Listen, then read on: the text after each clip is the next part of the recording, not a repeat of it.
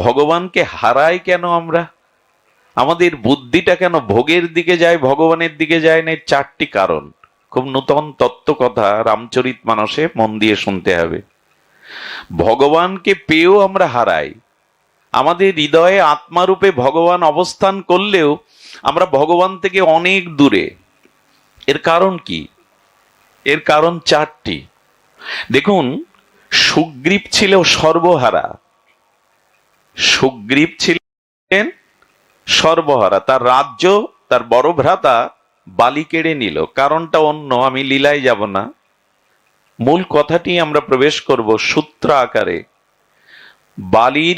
বালি তার ছোট ভ্রাতা সুগ্রীবের বল প্রয়োগ করে তাকে পরাস্ত করে তাড়িয়ে দিয়ে রাজ্য সিংহাসন দখল করলো, এমনকি স্ত্রীকেও দখলে নিয়ে নিল, তার সমস্ত সহায় সম্পদ নিয়ে নিল। প্রাণের ভয়ে সুগ্রীব অবস্থান করছেন ঋষিশৃঙ্গ পর্বতে। এইখানে বালির যাওয়া নিষিদ্ধ ছিল।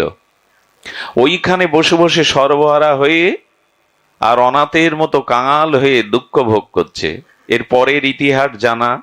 হনুমানজি রঘুপতি রামচন্দ্রের সাথে এই সুগ্রীবের সখ্যতা অর্থাৎ বন্ধুত্ব স্থাপন করে দেন। ভগবান ছাড়া, ভক্ত ছাড়া, শ্রীগুরু বৈষ্ণব ছাড়া ভগবানের সাথে কারো সম্বন্ধ রচনা হয় না।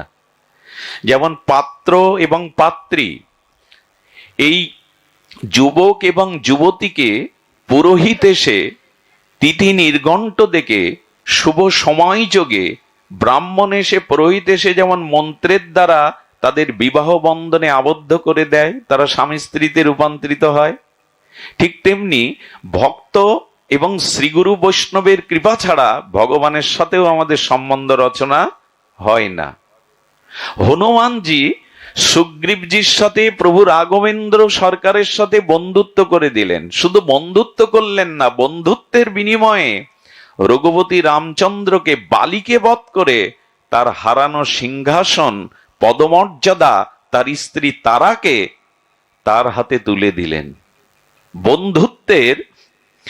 বন্ধুত্বের যে পরিণাম, সেটি ভগবান মর্যাদা পুরুষোত্তম রাম দেখালেন। সুগ্রীব গদগদ হয়ে সর্বস্ব ফিরে পেয়ে বলছেন, হে সখা, হে সুহৃদ, আপনি আমাকে এই বঞ্চিতকে সমস্ত কিছুই ফিরিয়ে দিয়ে ধন্যাতি ধন্য করেছেন। এখন আপনার কাজ, অর্থাৎ মা জানকী সীতার অন্বেষণ না করা পর্যন্ত আমার মুখে হাসি যেন না আসে, আমি যেন জগতের সুখের দিকে দৃষ্টি না দেই। কত আবেগের কথা! তুমি প্রভু সব ফিরিয়ে দিয়েছ। এই হতচ্ছাড়া অভাগাকে তুমি বন্ধুত্বের মালা গেঁথে তোমার গলে স্থান দিয়েছ, বক্ষে স্থান দিয়েছ প্রীতি প্রেমে। তো আমি মা জানকীকে উদ্ধার না করা পর্যন্ত হাসব না, আমি কোনো সুখ ভোগ করব না। আমরাও তো কথা দিয়ে আসি, জগতে যাই, তোমাকে ভুলে যাব না, সাধু সঙ্গে তোমার ভজন করব, এই দেহটা দিয়েছ ভজনের জন্য, এই প্রতিজ্ঞা আমরা প্রত্যেকেই মার গর্ভ থেকে করে আসি। ওই 10 মাস 10 দিন গভীর অন্ধকারে মাতৃ জঠরে নরক যন্ত্রণায় তিমিরে ভুগতে ভুগতে ভগবানকে আমরা এই করাল বা প্রতিজ্ঞা করে এসেছি, এ জগতে গিয়ে তোমায় ভুলে যাব না, মায়ার দ্বারা আবদ্ধ হব না, ভজন করে তোমার কাছে ফিরে আসব। এই প্রতিজ্ঞা আমরাও করেছিলাম, কিন্তু ভুলে গেছি। সুগ্রীবও ভুলে গেল। রাম ভগবান বলছেন, সামনে বর্ষা ঋতু, বর্ষাকাল, এ সময় আমরা 2 মাস সীতা অন্বেষণে বিরতি দিয়ে আমি এই জঙ্গলে অবস্থান করছি, রাজ্যে যাব না, আমার সন্ন্যাস ধর্ম, পিতৃসত্য পালন, আমি এই পর্বতেই থাকবো। সুগ্রীব যাও, তুমি 2 মাস এই বর্ষাকাল কেটে গেলেই জানকী অনুসন্ধানে বেরিয়ে পড়বে। সুগ্রীব 4 মাস রামের কথা আর মনে রাখিনি।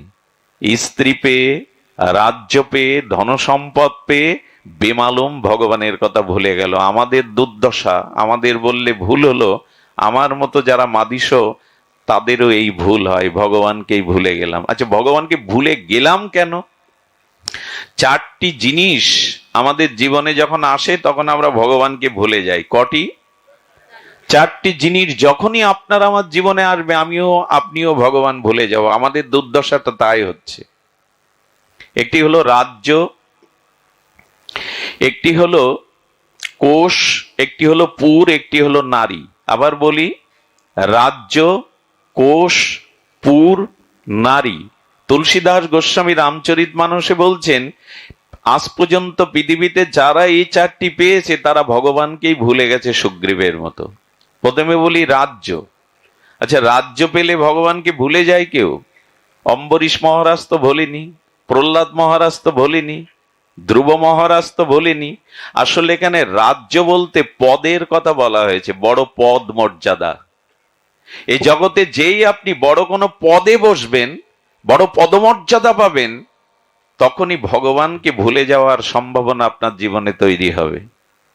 আচ্ছা, এখানে যদি কোনো মন্ত্রী মহোদয় আসে, দেখবেন উনি আসলেন, প্রদীপ প্রজ্বলন করলেন, আর দুটো কথা বলতে গিয়ে বললেন আমি খুবই ব্যস্ত, সময় ছিল না, তবু এসেছি।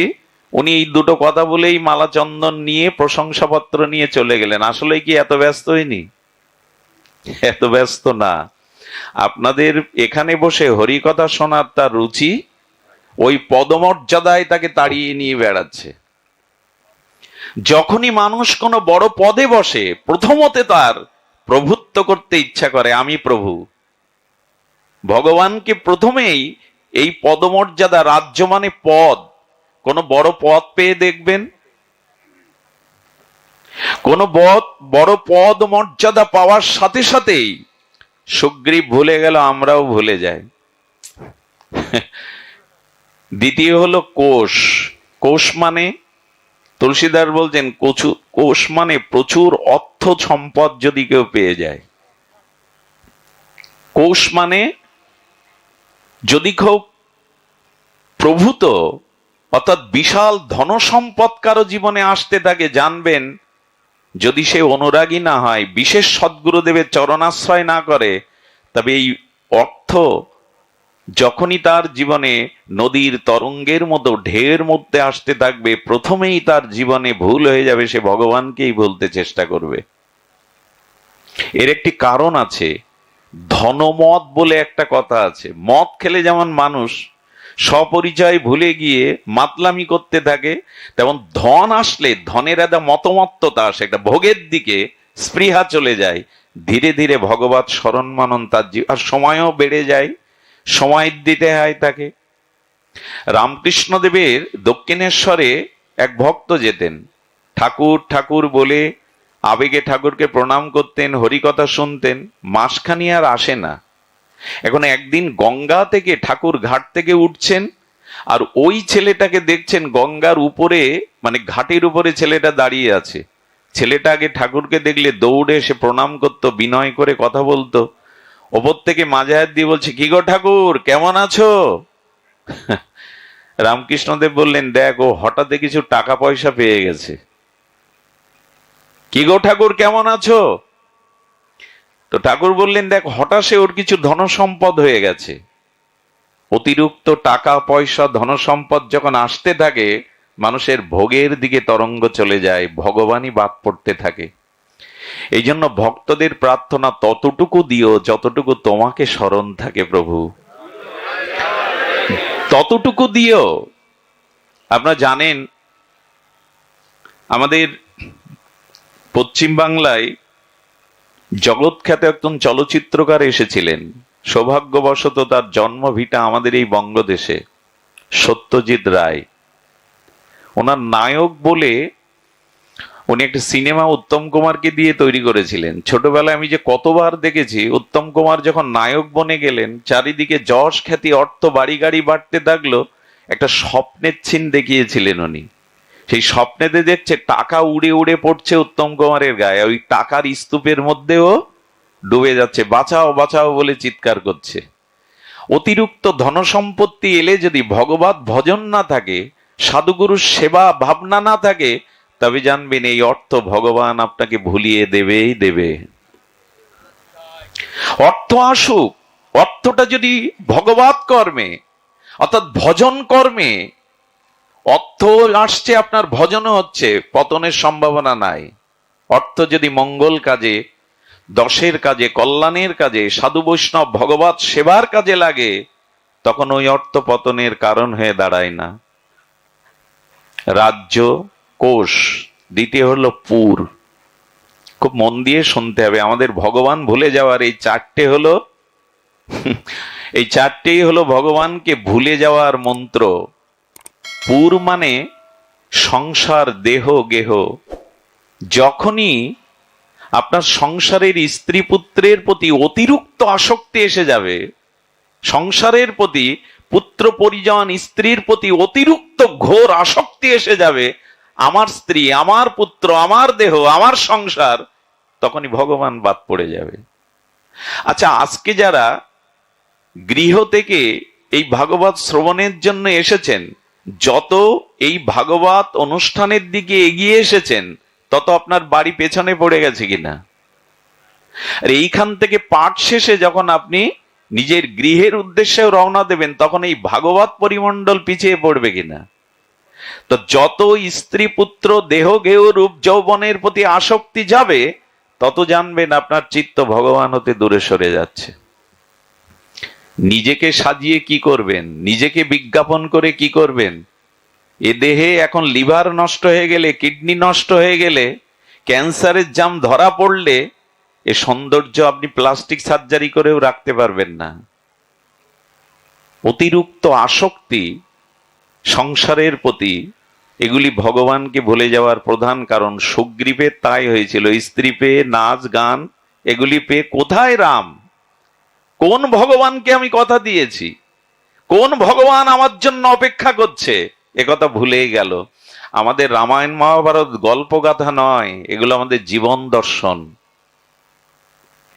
আমরাও ভুলে গেছি। একটু লক্ষ্য করবেন, বারবার যাদের কারণে ভগবানকে ভুলে যাচ্ছি, ভজন ভুলে যাচ্ছি, ত্যাগ বৈরাগ্য তিতিক্ষা ভুলে যাচ্ছি, তারা আমায় ভালোবাসে? বাড়ি আমি ভালোবাসি, বাড়ি আমাকে ভালোবাসতে পারে না। ইট কাঠ জড় বস্তু কারো ভালোবাসার কারণ হয় না। আমি অর্থ ভালোবাসি, কিন্তু অর্থ আমায় ভালোবাসতে পারে না, ওটা জড় পদার্থ। কিন্তু যে ভগবানকে ভালোবাসলে এক পায়ে গিয়ে গেলে তিনি হাজার পায়ে গিয়ে আসেন, তাকেই ভালোবাসলাম না। খুব বুদ্ধিমানের কাজ। আমাদের বুদ্ধি খুব শুদ্ধ। এই দেহটা চিতায় একদিন পোড়াতে হবে, একমুষ্ট ছাই হবে, কথা কে না জানে।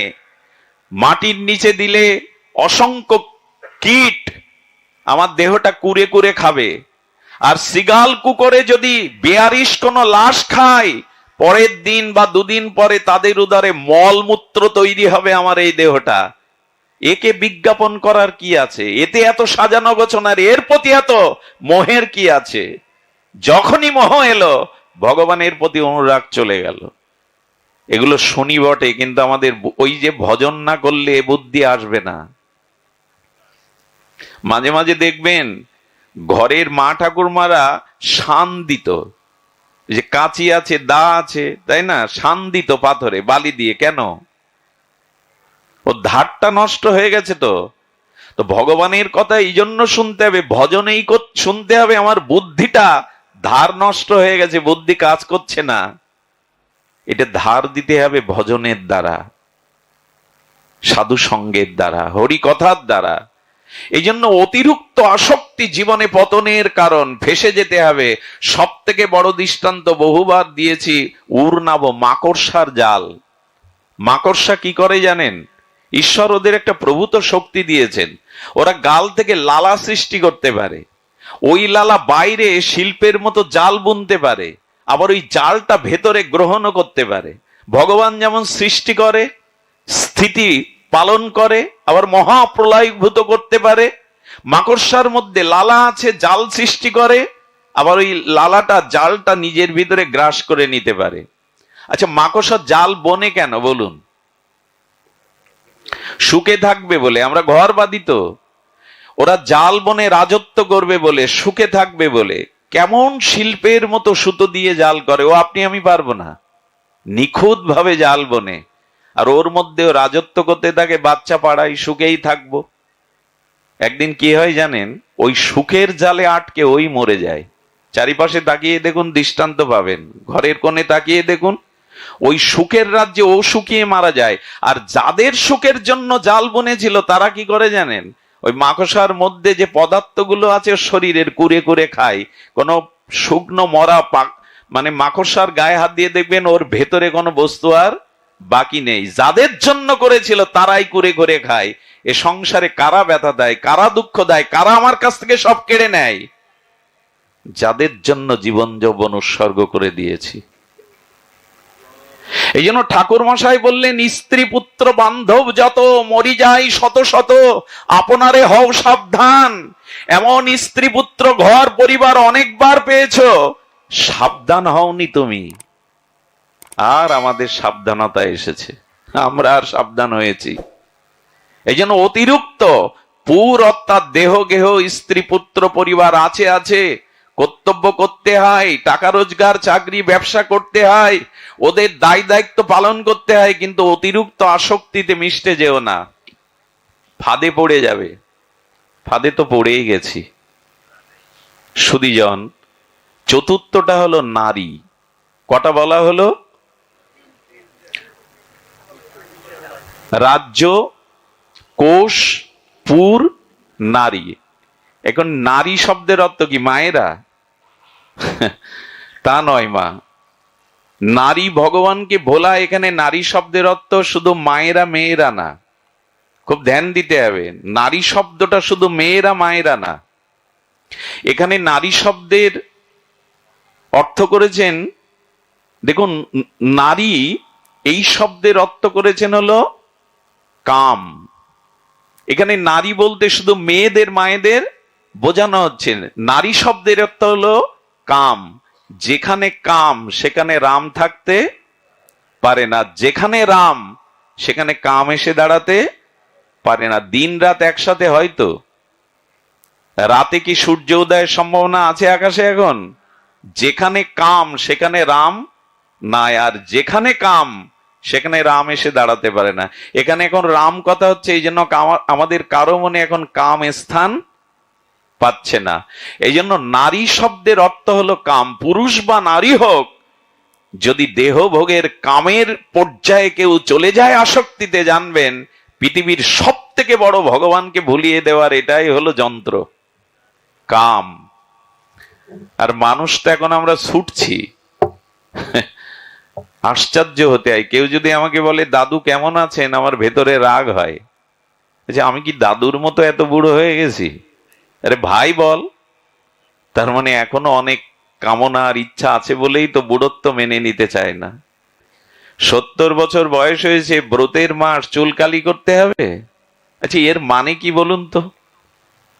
70 বছরের বৃদ্ধ চুলকালি করবে কেন? এর মানে কি বলুন? তার মানে ও বোঝাতে চাইছে আমি এখনো শেষ হয়ে, আমার এখনো সামর্থ্য আছে ভোগের। মানুষ যদি কামের পর্যায়ে পড়ে যায়, মানুষের বুদ্ধি কোথায় নেমে যায় দেখুন। খুব দরকার আছে 80 বছরের বৃদ্ধর চুলকালি করা? যারা করেছেন তাদের বলছি না, করতেই পারেন। ভয়টা কি এতে? সুধীজন, বাইরে প্রকাশ করে কি করবেন? গুণ না থাকলে না, চরিত্র বল না থাকলে না, চেহারা দিয়ে কাজ হবে না, বাইরের শোভা দেখিয়ে কাজ হবে না। ভেতরের গুণাবলী চাই, সচ্চরিত্র চাই। মানুষ আপনাকে এমনি প্রণাম করবে, শ্রদ্ধা করবে, হৃদয়ে রাখবে কখন? বাহ্যিক কোনো কিছুর জন্য নয়।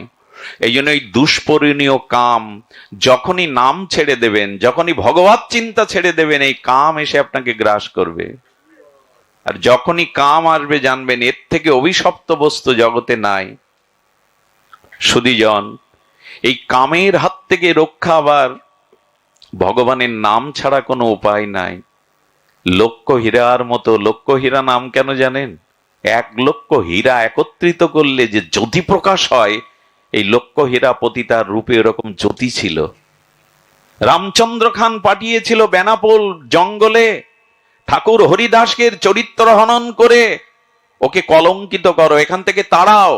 লোক ওকে সম্মান করে, আমি রাজা, আমাকে সম্মান করে না। লক্ষ হীরার মতো পতিতা 3 রাত্রি মাত্র বেনাপোলের এই জঙ্গলে ভজনস্থলিতে এসেছিলেন ঠাকুর হরিদাসের। ঠাকুর নাম করতে করতে বলছেন, বসো, আমার কাজটা শেষ হলে আমি তোমার কথা শুনবো। 2 দিন এভাবে চলে গেছে। তৃতীয় দিন ভাবছে গোসাই বুঝি আমার এই স্বর্ণ অলংকার, এই রূপের ছটা খুব ভালোবাসছে না, তা আমি আজ একটু তিলক নিয়ে যাই, অলংকার গুলো খুলে যায়।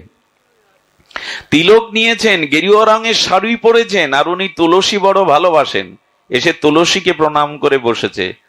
হরিদাস মনে মনে আনন্দ পাচ্ছেন, প্রভু তোমার নামের কৃপায়, প্রার্থনা কৃপায় ওর অনেকটা সংশোধন হয়ে গেছে, বাকিটুকু করে দাও, বাকিটুকু করে দাও। ভোরের আলো ফোটার সাথে সাথে লক্ষ্য হীরার চিত্তে কাম চলে গেল, এই সাধুর সর্বনাশা চিন্তা চলে গেল। হরি নামের আনন্দ লহরীতে হৃদয়ে প্রেমানন্দে বলে উঠল, ঠাকুর অনেক নেচেছি, অনেক গেয়েছি, হরি নামে এত আনন্দ পাইনি, তুমি কৃপা করে আমাকে সেই আনন্দ দাও, আমি ওই আনন্দ চাই। কাম চলে গেল, রাতের অন্ধকারে লক্ষ্য হীরার কাম চলে গেল নামের মহিমায়। এই জন্য ভগবানের ভজন না থাকলে কাম এড়াতে পারবেন না, কাম এসে ঘিরে ধরবে। সুধীবৃন্দ, এই জন্য অতিরিক্ত পদমর্যাদা যদি পান, পেতে পারেন নিজের যোগ্যতায়, যদি বহুবিধ অর্থের মালিক হন, আর যদি সংসারের স্ত্রী পুত্র থাকেও, আর যদি এই জগতে তো কাম দিয়ে তৈরি আমাদের মধ্যে কাম থাকবে, কারণ কামনা থেকেই আমাদের সৃষ্টি, আমাদের জন্ম হয়েছে পিতামাতার কাম থেকেই, এই জন্য আমাদের মধ্যে এটা থাকবে। কিন্তু এইগুলোকে নিয়ন্ত্রণ করতে গেলে অবশ্যই বুদ্ধি শুদ্ধ করা দরকার। আমি শুরু করেছিলাম বুদ্ধি যোগ দিয়ে, বুদ্ধিটা ভগবানের সাথে জুড়ে দিন, না হলে রক্ষা পাওয়া যাবে না। দদামি বুদ্ধি যোগম, ভগবান বললেন এই বুদ্ধি যোগ আমার ভজন করো, আমি তোমায় বুদ্ধি দিয়ে দেব। ভগবানই আমাদেরকে এই বুদ্ধি দিয়ে দেবেন। সুগ্রীবের মতো আমরা যেন এই চারটি জিনিসে ভগবানকে ভুলে না যাই। ভগবানকে তো ভুলতে কত জন্ম কাটিয়েছি। দেখুন, আমি ভুলি ভগবানকে, কিন্তু ভগবান আমায় ভুলেন না। আমি কথা দিয়ে এসেছিলাম, ভগবান এখনো প্রতীক্ষা করে আছে, কবে আমি তার হব, কবে আমি তার ভজন করব। ভগবান সেই প্রতীক্ষায় আছেন, কবে আমি তার হব। এই জন্য শ্রীমদ্ ভাগবত গীতা আমাদের এই বুদ্ধিযোগী দান করবেন। ব্রহ্মভূত প্রসন্ন আত্মা, আমাদের আত্মাটা তখনই প্রশান্ত আত্মা হবে যখন আমাদের এই কামনা থাকবে না, শোকও দূরে যাবে। শোক, তাপ, কামনা তখনই আসে। দেখুন, আমাদের জীবনে সব থেকে বড় কথা, ভগবানকে কেন স্মরণ নেবেন? শ্রীদাম পন্থ, একটা ভক্ত লীলা শুনুন, অদ্ভুত লীলা। আমি তো ভাবছি এই লীলাটি আর বারবার আনন্দে উদ্দোলিত হচ্ছি। শ্রীদাম পন্থ, ইনি ছিলেন মহারাষ্ট্রের একজন সেনাপতি, এক মুসলিম নবাবের বাদশাহের সেনাপতি। সেনাপতি থাকলে কি হবে, বড় উদার মন ছিল। আচ্ছা, আপনি মন্দিরে 3 বেলা যান, ভগবানের ভজন করেন, এটাই আপনার প্রকৃত ভক্তের পরিচয়? না ব্যবহারিক জগতে আপনি সুচরিত্র, সুবিচার, লোকের কল্যাণ করেন, এটাই আপনার ভক্তের চরিত্র? কোনটা? মন্দিরে থাকাকালীন? এখানে আমরা সবাই সাধু, এখানে সবাই ভদ্র আমরা, কিন্তু আমার প্রকৃত ভদ্রতার পরিচয়, ভক্তের পরিচয় ব্যবহারিক জগতে প্রতিফলিত হবে। আপনি মানুষের সাথে কেমন আচরণ করেন, আপনার ভিতরে কতটা করুণা আছে, ক্ষমা আছে, দয়া আছে। শুধু মন্দিরে বসে আর এই ব্যাসপীঠে বসে আমার মতো দুটো কথা বলতে পারলেই তিনি ভক্ত বা ভদ্র নন। আপনার মূল পরিচয় আপনার ব্যবহারে। তিনি ভগবানের কাছে নিত্য যেতেন। শ্রীধাম পন্থজি, ইনি মহারাষ্ট্রের ভগবানের কাছে যেতেন। মহারাষ্ট্রের আমাদের যাকে আমরা গোবিন্দ বলি, ওরা বিট্টল বলে, পণ্ডরিক বিট্টল। মহারাষ্ট্রে বিট্টল নামে তিনি খ্যাত। তো ওই মন্দিরে যেতেন, ভগবানকে আরাধনা করতেন, নাম জপ করতেন। আবার এই মুসলিম শাসকের বাদশাহ, প্রতাপশালী বাদশাহ, উনি ছিলেন সেনাপতি। সেনাপতি পছন্দ করতেন যে সৃষ্টিকর্তার প্রতি ওর বিশ্বাস আছে, দয়া আছে, মমতা আছে, কর্তব্য জ্ঞান আছে। এভাবে বিশ্বাস অর্জন করলেন। কিন্তু মহারাষ্ট্রে একবার দুর্ভিক্ষ দেখা দেয়। এই জন্য ভক্তের পরিচয় দেখুন, দুর্ভিক্ষ দেখা দিলে ওনার জীবনে যত অর্থ সঞ্চয় করেছেন সবগুলো অন্ন ছত্র দানে বিলিয়ে দিলেন। যখন ওনারটা কম পড়লো তখন উনি বাদশার রাজকোষ থেকে ওনাকে না জানিয়ে এই দুস্থ মানুষগুলোর প্রাণের জন্য উনি দান করতে লাগলেন। কিন্তু কিছু কিছু মানুষ তো থাকে, তারা অন্যের কল্যাণ অন্যের মঙ্গল দেখতে পারে না। যেমন পেচক, পেঁচা, এরা সূর্য উদয় হলে সব প্রাণী জেগে ওঠে। ভৈরবীর আগে প্রকৃতি প্রকৃত আনন্দ সুরমোচ্ছনায় সুরলহরীতে জেগে ওঠে। ভোরবেলাটা সব আনন্দময় হয়ে ওঠে, এই জন্য ভোরের ঘুমটাও আনন্দময় হয়ে ওঠে। সবকিছু ভোরে দেখবেন, নির্মল ব্রাহ্ম মুহূর্তে আপনি স্নান করবেন কি জেগে যাবেন কি বাইরে একটু পদচারণা করবেন, সবকিছু মধুময় লাগবে। ওই সময়টা প্রকৃতিতে পরম স্নিগ্ধতা বিরাজ করে। সুধীবৃন্দ, তেমনি পেচক, পেঁচা যখন সূর্যের কিরণ মালা অংশমালা জগতে প্রকাশ হয় ও চোখ ঠিকরে যায়, কারণ পেঁচা দিনের আলোতে দেখতে পায় না, রাতের অন্ধকারেই ওদের পথ চলা। এই জন্য সূর্যের আলোকে ওরা অভিশাপ দেয়, গালি দেয়, তিরস্কার করে। তো কিছু মানুষ আছে অন্যের কল্যাণ অন্যের ভালো দেখলেও তারা ওটা সহ্য করতে পারে না। তো হয়েছে, একজন ওনারই মুসলিম বাদশাকে বলে দিলেন, আপনাকে না জানিয়ে রাজকোষ থেকে শ্রীদাম পন্তজি বহু টাকা উনি মেরে নিয়েছেন, তা কি খবর রাখেন? বলেন, উনি মিথ্যা বলেন না, আমি যতটুকু জানি। তো তুমি যদি প্রমাণ দিতে পারো, উনি প্রমাণ করে দেখলেন, হিসাব করে রাজকোষ থেকে অনেক অর্থ উনি নিয়েছেন কি নিজের ভোগের জন্য নয়, অবসর পেলে রাজাকে বলবেন বা পরিশোধ করবেন, এই ছিল তার মনের সুসংকল্প। সম্রাট কয়েকজন সেনাকে পাঠাচ্ছেন, যে অবস্থায় আছে ওনাকে বন্দি করে নিয়ে এসো। আমাকে না জানিয়ে রাজকোষ থেকে অর্থ নেওয়ার অপরাধে শ্রীদাম পন্তকে বন্দি করে নিয়ে এসো। যখন 4 জন সেনা গেছে ওনাকে বন্দি করতে, শৃঙ্খলিত করতে, উনি তখন বিট্টলজির মন্দিরে বসে বিট্টলকে ডাকছিলেন। চোখের জলে বিট্টলকে ডাকছেন, মন্দিরের দুয়ারে বসে বেরো। ওনার স্ত্রী ছিলেন সতীসাধ্যী। একটা কথা বলি, কোন রমণী যদি পতিপ্রাণা হয়, সতীসাধ্যী হয়, তার ভিতরে একটা প্রভূত তেজ কাজ করে।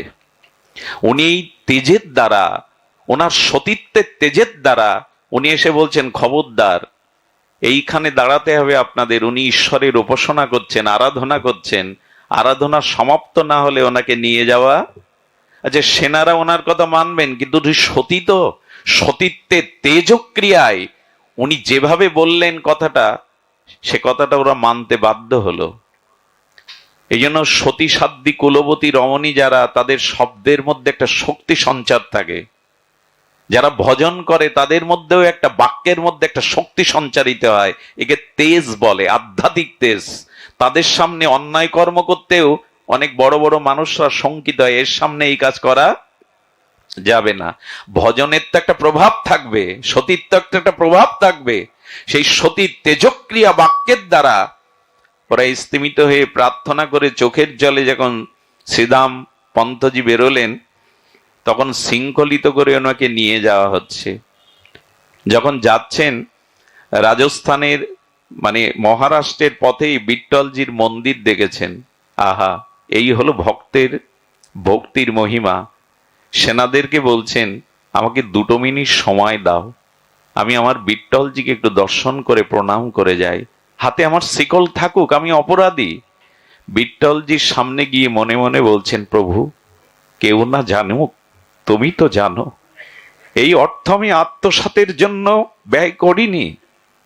আমি দিন দুঃখী মানুষের, বুভুক্ষ ক্ষুধার্ত মানুষের জন্য দান করেছি।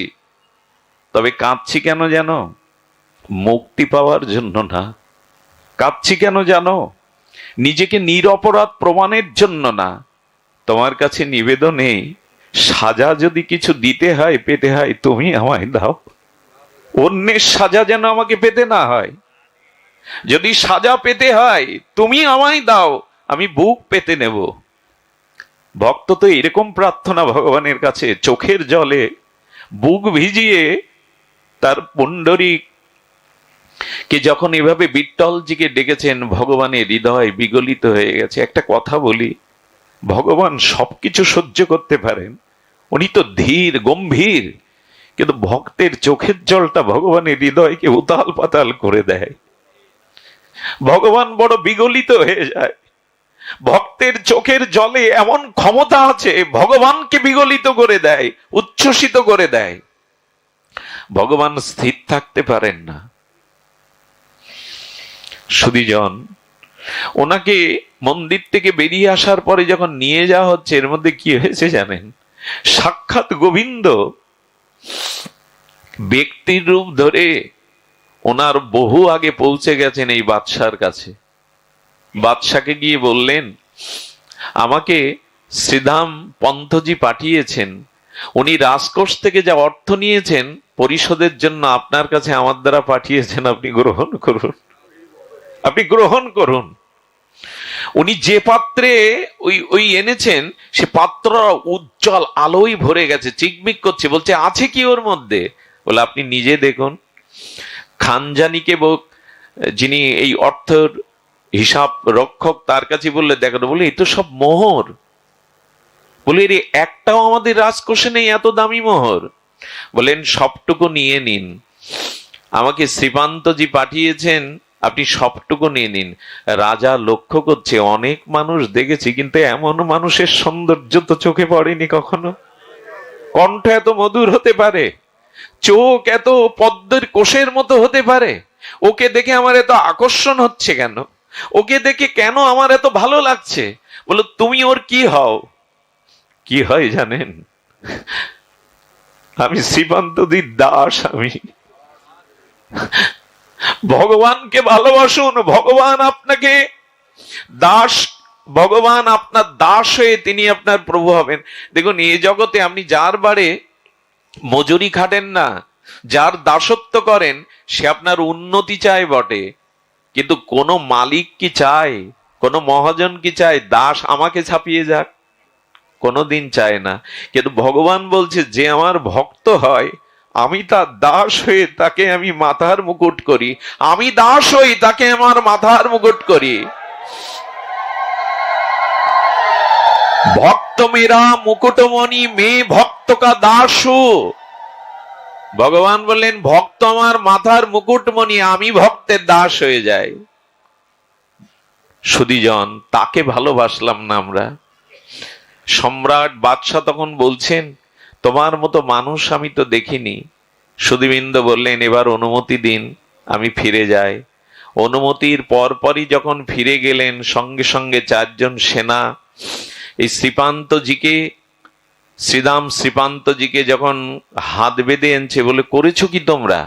আরে ওকে হাত বেঁধেছো কেন, জানো না তোমরা? ওর দাসকে দিয়ে ও যা পাঠিয়েছে, আমার রাজকোষেও সে সম্পদ নাই। শ্রীধাম পান্তজি বাদশার দিকে তাকিয়ে আছেন, মনে করছে ঠাট্টা করছে। বলো, শ্রীধাম পান্ত, বলো না, তুমি এই দাসটাকে কোথায় পেয়েছো? এমন দাসকে কোথায় পেয়েছো তুমি? বলেন, কি বলছেন বাদশাহ, আমার তো কোনো দাস নাই। বলে, একটু আগে এই দেখো, তুমি রাজকোষ থেকে যা নিয়েছো আমি ভুল বুঝেছিলাম। এই যে মানুষের সেবায়, মানুষের কল্যাণে তুমি দান করেছো, ভুল বলেছিলাম, তোমার দাসকে দিয়ে পাঠিয়ে তো দিয়ে গেছো। আর দাঁড়ায়নি জানেন, লুটিয়ে পড়লেন, প্রভু তুমি এত করুণাময়, এত দয়া তোমার। এই হলো আমাদের ভগবান। ভক্তের সব থেকে বড় পরিচয় কি জানেন? অন্যের প্রতি দয়া, জীবের প্রতি করুণা। এইটা ভগবান বড় বিগলিত হয়ে যান। সুধীবৃন্দ, মন্দিরে ভগবানকে দেখেন, অথচ মানুষের হৃদয়ে ভগবান আছেন এটা দেখেন না আপনি। এটা আপনার ক্ষুদ্র, এটা আমার ক্ষুদ্র দৃষ্টি। মানুষের হৃদয়ে ভগবান আছেন এটা দেখে কাউকে কাঁদাবেন না, কাউকে আঘাত করবেন না। মানুষকে সম্মানের এই জায়গা মহাপ্রভু দিয়ে গেছেন, জীবকে সম্মান করো। দেখুন, এই বুদ্ধি শুদ্ধ না হলে হয় না। 8 বছর বয়সে ভাগবত শুনতে শুনতে আমাদের মদন ঠার, বৃন্দাবনে একটি নিকুঞ্জ আছে, কি নাম? মদন ঠার। এই মদন ঠারে চলে গিয়েছিলেন 8 বছরের একটা বালক বলা যায়। ভাগবতে শুনেছিলেন, বৃন্দাবনে নিকুঞ্জ প্রেম মন্দিরে আজও রাধা মাধবের লীলা হয়। বুদ্ধি শুদ্ধ কেন হয় ভাগবতে গেলে? বিচার শুদ্ধ কেন হয় ভাগবতে গেলে? কারণ ভাগবত এমন একটি দর্শন যা আমাদের বুদ্ধিকে শুদ্ধ করে দেয়, নির্মল করে দেয়, আমাদের বুদ্ধিকে অবগাহন করিয়ে দেয়। গায়ে ময়লা মাটি আবর্জনা অশুদ্ধতা থাকলে যেমন পুত সলিলে স্নান করলে আমরা পবিত্র হয়ে যাই, শুদ্ধ হয়ে যাই, স্নিগ্ধ হয়ে যায়, তেমন এই ভাগবত কথামৃত দিয়ে যদি কেউ স্নান করতে পারে তারও বুদ্ধি নির্মল হয়ে যায়, শুদ্ধ হয়ে যায়। উনি ভাগবত শুনে 8 বছর বয়স থেকেই উনি ব্রজে চলে গেছেন। আর ব্রজে গিয়ে তার কাজ কি জানেন? এই মদন ঠোরে প্রিয়া প্রীতমের কুঞ্জে উনি শুধু একটাই মন্ত্র, হে রাধে, হে প্রাণনাথ দেখা দাও। হে রাধে, হে প্রাণনাথ মন্ত্র জানে না, শাস্ত্র জানে না, লেখাপড়া করতে তো অবসর পায়নি। 8 বছর বয়স ত্যাগ করে বৃন্দাবনে চলে গেছেন। আজ বয়স পরিণত হয়েছে, বৃদ্ধ অবস্থায়, কিন্তু ক্ষতি একটা কি লাভ একটা জানি না। চোখের জলে কাঁদতে কাঁদতে প্রিয়া প্রীতমের শ্যাম শ্যামার জন্য চোখটায় অন্ধ হয়ে গেছে। ওনার এখনো নাম আছে অন্ধ বাবা, মদন ঠারের অন্ধ বাবা বলে পরিচিতি। তো এই মদন ঠারের নিকুঞ্জ মন্দিরের দুয়ারে বসে অন্ধ হয়ে গেলে তো আর পথ চলতে পারে না। কোন ব্রজবাসী কেউ যদি মাধুকরী দেয়, ওই মাধুকরী একটু সবজি রুটি পেয়েই ভজন করে, আর একটাই ভজন, হে রাধে, হে শ্যাম সুন্দর, আমি অযোগ্য, আমি ভজন জানি না, কবে দর্শন পাবো। ঘটনাক্রমে একদিন রাধারানী এবং শ্যামসুন্দর এই ব্রজ নিকুঞ্জ মন্দিরের পথ দিয়ে যাচ্ছিলেন, আর সেই মদন ঠারে বসে অন্ধ বাবাজি বারবার বলছেন, হে রাধে, হে করুণাময়ী, হে শ্যাম সুন্দর, আর কবে করুণা হবে, আর কবে কৃপা হবে। আরতিতে, হৃদয়ের আরতিতে ডেকে চলেছেন। হঠাৎ করে রাধারানী বললেন, শ্যাম, শুনতে পাচ্ছ? কে যেন চোখের জলে তোমায় আমায় ডাকছে। গোবিন্দ বলছেন, আমার কানে তো আসেনি, একটা কথা বলি, হা রাধে বলে যদি চোখের জলে হৃদয়ের আত্মীতে একবার ডাকতে পারেন, গোবিন্দ না শুনলেও রাধারানী তা শুনবেন, রাধারানী তা শুনবেন।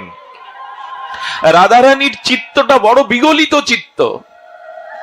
এই জন্য তো গৌড়ীয় বৈষ্ণব রাধা কুণ্ডবাসী বাবাজিগণ তাদের মুখে হা রাধে এই মন্ত্র। আমাদের রঘুনাথ দাস গোস্বামী 16টা বছর পুরী ধামে লীলাচলে মহাপ্রভুর সান্নিধ্যে ছিলেন, কিন্তু 16 বছর মহাপ্রভুর অপরকটের পরে শ্রীধাম বৃন্দাবনে রাধা কুণ্ডে গিয়ে তখন আর গৌর নাই, তখন আর কৃষ্ণ নাই। নিশিদিন সমস্ত বিষয় ত্যাগ করে রঘুনাথ দাস গোস্বামীর একটাই হাহাকার, হে রাধে, তুমি বিনা মোর কেহ নাই, হে রাধে, তুমি বিনা মোর কেহ নাই। ওই মন্ত্র আজও কোন শুদ্ধ ভক্ত যদি রাধা কুণ্ডে গভীর নিশীথে কান পাতে, আকাশে বাতাসে আজ ওই মন্ত্র ধ্বনিত হয়, তবই বাষ্মি ন জীবাবি তোয়া বিনা, হে রাধে, তুমি বিনা মোর কেহ নাই, হে রাধে, তুমি বিনা মোর কেহ নাই। কেন রাধে রাধে করে বাবাজিরা? রাধারানীর চিত্ত অত্যন্ত বিগলিত, রাধে বললেই তার চিত্ত বিগলিত হয়ে যায়। রাধারানী বললেন, শ্যাম সুন্দর, দেখছো না অন্ধ বাবাজি মহারাজ আর তোমাকে আমাকে স্মরণ করছে, যাও, বাবা কাঁদছে, ওর চোখের জল মুছে একটু আনন্দ দিয়ে এসো। রাধারানী আগে গোবিন্দকেই পাঠায়। সহসা সামনে তিনি আসতে চান না, কারণ এত করুণা তার ধরা পড়ে যায়। তো শ্যামসুন্দর বুদ্ধিমান, চতুর, ওনার হৃদয়টা অত বিগলিত নয়, এই জন্য ওনাকে আগে পাঠান। বাবাকে চোখের জল মোছানোর জন্য বলছে, বাবা তোমার খুব দুঃখ? বলেন, কে তুমি? বলে, আমি ব্রজবাসী রাখাল বালক। বলে, বালক বালকই থাকো, আমার দুঃখ শুনে তোমার কি হবে, যাও, চলে যাও। বাবাজি মহাজারের কথা শুনে শ্যামসুন্দর বলছে, বাবা যদি ক্ষুধা লাগে আমি তোমাকে একটু রুটি সবজির ব্যবস্থা করে, তো খেতে চেয়েছি তোমার কাছে। রাগ করে বলছেন, এই হাতের লাঠি কিন্তু তোমার উপরে পড়বে, চলে যাও। কৃষ্ণ এসে বলছেন, প্রিয়া, ওটা তোমার কাজ, আমার না, ওটা তোমার কাজ। আমি তো তার। রাধারানী একটু মানিনী হয়ে বললেন, চোখের জল মোছাতে পারো না, কারো দুঃখ ঘোচাতে পারো না? বললেন, এই দেখো, আমি বাবাজির দুঃখকে দূর করছি। রাধারানীর কণ্ঠ, রাধারানীর স্নিগ্ধ অঙ্গের বাতাস যদি কারো লাগে, আর দুঃখ থাকে গো? সূর্য উঠলে আর আধার থাকে? রাধারানী এসে একবার কেবল ডেকেছে, বাবা। বাবা তুমি কাঁদছো কেন? হাসাবার জন্য। বললে, কি বউ হারিয়ে ফেলেছো? বাবাজি এত বিরক্তি, কিন্তু এই এই মধুর কণ্ঠে এই কথাটা শুনে বলে, লাডলি, বাবাজিদের বউ থাকে? তোমার মনে হয় আমি বউ হারিয়ে গেছি? এক কথায় গোবিন্দ বলছেন, বলিহারি রাধা তোমার মহিমা। যাকে এত করে চোখের জলে একটু হাসি আনার চেষ্টা করলাম বদনে, এক কথাতেই হেসে উঠেছে। বলে, না রে লাডলি, বাবাজিদের তো বউ নাই, বউ হারায়নি। তো বলে, বাবা একটু বলবে? বললো, যাকে হারিয়েছি তাকে দিতে পারবে তুমি? কত জন্ম তো তাকে হারিয়ে পথে ঘুরছি। আমার রাধারানীকে দাও না, আমার প্রেমময়ীকে দাও না। যদি দাও, যদি আমাকে সুখ আনন্দ দিতে চাও, আমার রাধারানীকে দাও। রাধারানী আর সহ্য করতে পারলেন না। রাধারানী সঙ্গে সঙ্গে তার কোমল করপল্লবটি বাবাজির চোখে হাত বুলিয়ে দিলেন। দৃষ্টি পেয়েই দেখছে সামনে শ্যামসুন্দর মদনমোহন, তার প্রিয় রাধারানী দাঁড়িয়ে। চরণে পড়ে গেলেন, এত করুণা তোমার, এত কৃপা তোমার। এর 3 দিনের মাথায় রাধারানী তাকে চরণে নিয়েছিলেন, আর রাখেননি জগতে। ঘটনাটা এই কারণে বলা, দেখুন, বুদ্ধি শুদ্ধ হয়েছে বলেই তিনি 8 বছর বয়সে শাস্ত্র জানে না, লেখাপড়া জানে না, কোনো সিদ্ধান্ত জানেন না, কিন্তু চোখের জল আর হৃদয়ের ব্যাকুলতা, এই চোখের জল আর হৃদয়ের ব্যাকুলতাই তাকে ভগবত প্রাপ্তির দুয়ার খুলে দিল। আমাদের যদি পাণ্ডিত্য না থাকে, অত শাস্ত্রবুদ্ধি না থাকে, ভজন করুন। এই ভজনের দ্বারাই, প্রীতিময় ভজনের দ্বারাই বুদ্ধি শুদ্ধ হবে। আর বুদ্ধি শুদ্ধ হলে তখন আর কিছু চাইব না আমরা। দেখুন, ছোট বাচ্চারা পুতুল তৈরি করে। পুতুল খেলার দিনগুলোতে ফিরে যান, আমরা সবাই পুতুল খেলেছি, ঘর বেঁধেছি, বরবধূ সাজিয়েছি, ওদের নিয়ে খেলেছি। আর এই পুতুল খেলতে খেলতে পুতুল ভেঙে গেলে আমরা কেঁদেছি। আচ্ছা, পুতুল খেলা এই বালক বালিকাদের, সরল তাদের কাছে গিয়ে যদি বলেন, এই সোনাটা অনেক উন্নত ধাতু, মূল্যবান, এই সোনা নিয়ে মাটির পুতুলগুলো আমায় দাও, দেবে তো? দেবে মা? কারণ সোনার মহিমাটা ও এখনো বোঝেনি। এই জন্য ও সোনা বোঝে না, সোনার মহিমা জানে না। ও বলে, আমার খেলার পুতুলগুলি দাও। যখন ও বড় হলো, সোনা এই উন্নত ধাতুতে উপলব্ধি এলো, তখন কি আর মাটির পুতুল খেলবে না, সোনা চাইবে? ঠিক আমার দশাও তাই। আমি মাটির পুতুল নিয়ে খেলছি। এই ভগবত ভজন যে সোনা, আর এই সংসারের খেলা যে মাটির খেলা, এ আমি বুঝছি না। ভজন করলে এই বুদ্ধি বাড়বে, তখন মাটির পুতুল ফেলে দিয়ে সোনাকেই নেবে। আমাদেরও ভজন করলে এই বুদ্ধি বাড়বে, জগতে কিসের জন্য এসেছি, আমাদের জীবনের মূল লক্ষ্য কি। আমাদের মূল জীবনের লক্ষ্য ঈশ্বর প্রাপ্তি, আর কিছু নয়। আর সব গৌণ, মূল লক্ষ্য প্রেম ভক্তির দ্বারা ভগবত প্রাপ্তি। এটাই হলো জীবনের মূল লক্ষ্য। ভগবত প্রাপ্তি হলো সংসার করার জন্য, শুধুমাত্র অর্থবিত্ত ভোগ বিলাস কাটানোর জন্য আমাদের এই জন্ম দেননি ভগবান। ভোগ তো অন্যান্য জন্মেও করেছি আমরা, ভোগ আমরা অন্যান্য জন্মেও হয়ে গেছে। ভোগটা মনুষ্যের জন্মের জন্য নয়। খুব সুখে ভোগ করব, এতে ভজন হবে না।